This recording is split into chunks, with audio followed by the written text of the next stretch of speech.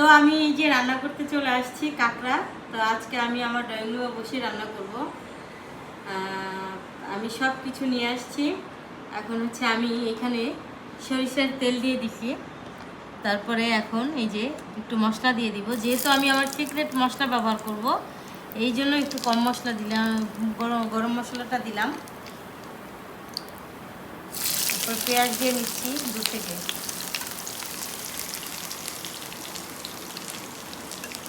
মাঝে মধ্যে কিন্তু এরকম রান্না করতে ভালোই লাগে।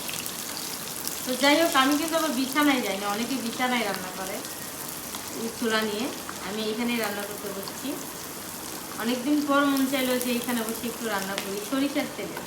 আমি কিন্তু আমার সব রান্নাই সরিষার তেল দিয়ে করি।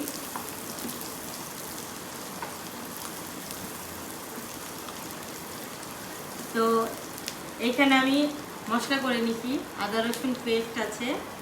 তারপরে এখানে যে মশলাটা আছে সেটা হচ্ছে আমি আগে থেকে হলুদের গুঁড়া, ধনিয়ার গুঁড়া আর মরিচের গুঁড়া, লবণ, পানি দিয়ে মিক্স করে রাখছি। এই মশলা পরে আমার সিক্রেট মশলাটা আমি ব্যবহার করব। আমি যে বাসায় মশলাটা করে রাখি মাংস টাংস রান্না করার জন্য, সেটা ব্যবহার করব। আর এই হচ্ছে কাঁকড়া, আমি সুন্দর করে পরিষ্কার করে বেছে ধুয়ে সিদ্ধ করে নিচ্ছি।